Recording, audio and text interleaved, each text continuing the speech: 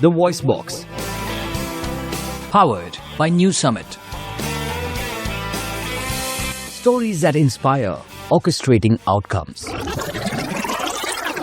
Welcome to another episode of the VoiceBox powered by NuSummit. My name is Neerja and this is our 60th episode, which means it's time for the Diamond Cut. 60 conversations in, and today we are talking about something that matters the most. How to protect what's precious when everything around you is demanding your attention. Our guest spends his days thinking about firewalls, breaches, and staying one step ahead of threats. But today we are turning that lens inward on health, family, and friends, and what it really takes to protect them when work refuses to slow down. Joining us today is Shelke, President, Americas and Cybersecurity Services Head, NuSummit CEO, NuSummit Cybersecurity. Samir, thank you for doing this and marking this 60th episode milestone with us. Well, thank you. Pleasure to be here, and congrats everyone on the 60th episode. It's an awesome achievement.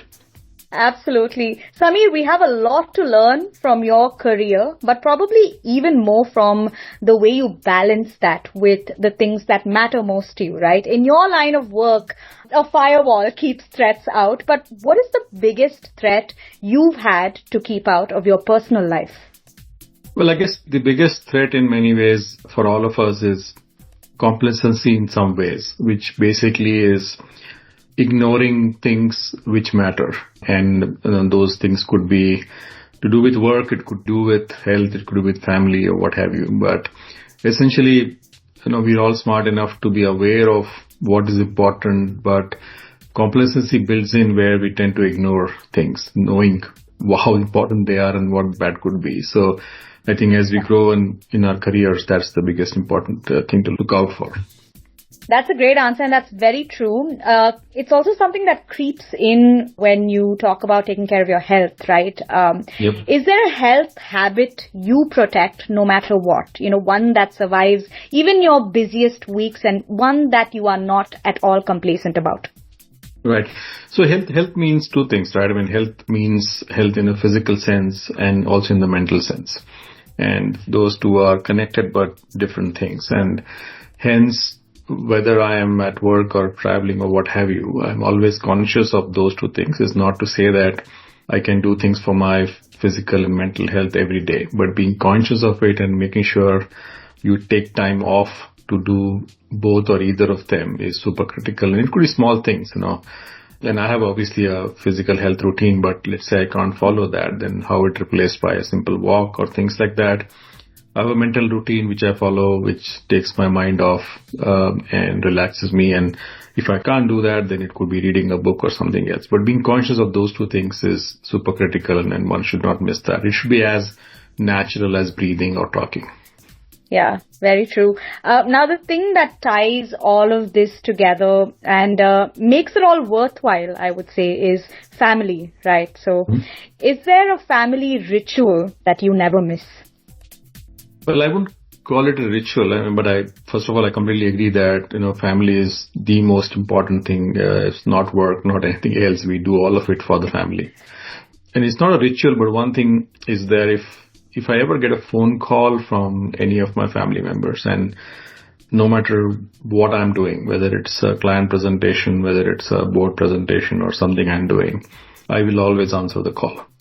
And everybody around me, whether it's the client, whoever it is, everybody understands that if somebody's calling you, it is something important. So one should never be too busy to respond to a family member. That's, I wouldn't call it a ritual, but that's something I follow all the time. That's a really wonderful thing. And I think your years of wisdom, Samir, have given us a lot of pearls. And so I will ask you this question. If someone listening is struggling to find balance in any form, right? What is your piece of advice that you think is genuinely worth taking? Yeah, I think, and this is something I've learned over the years, and I have sort of advised many as well. So the most common excuse you will find for not doing things which you know you should do or we know we should do is time. And it's saying that I don't have time. And what I've learned over the years is time is a created entity. which basically means that if you really like something, you will create time.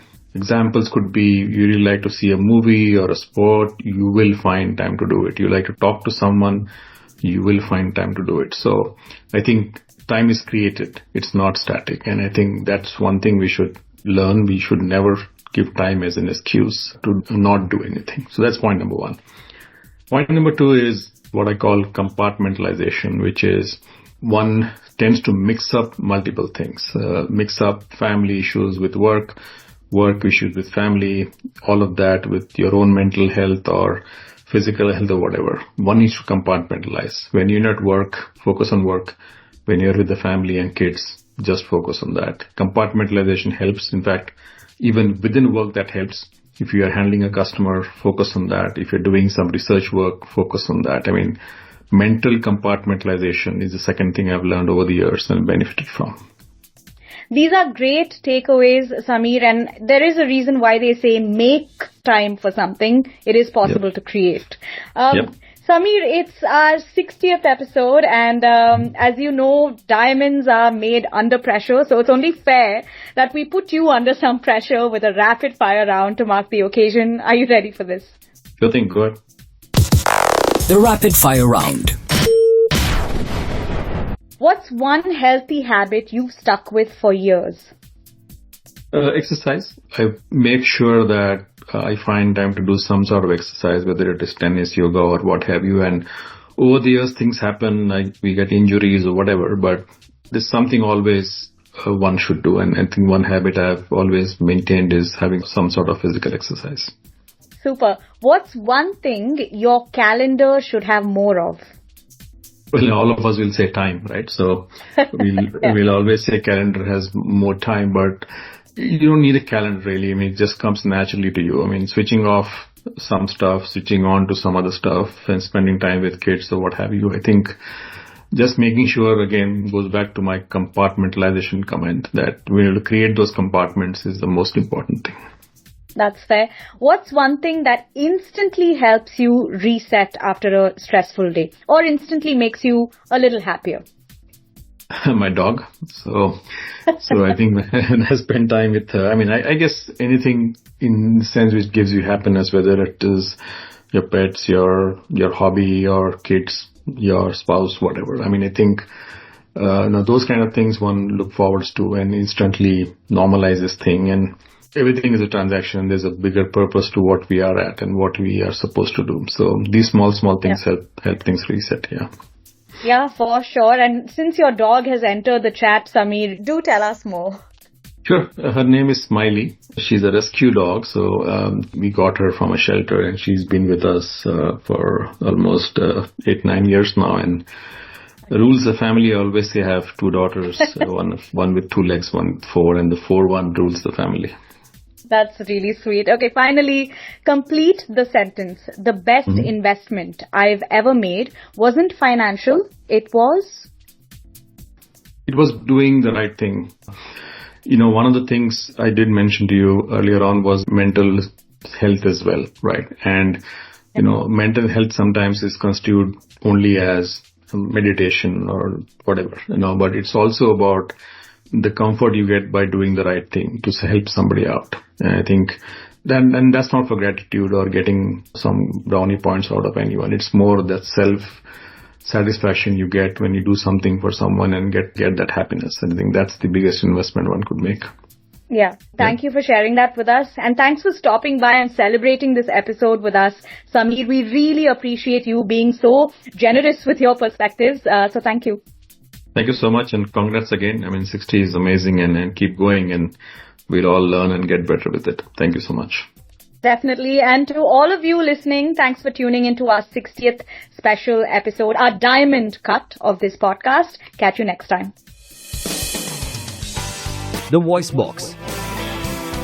Powered by NuSummit. Stories that inspire, orchestrating outcomes.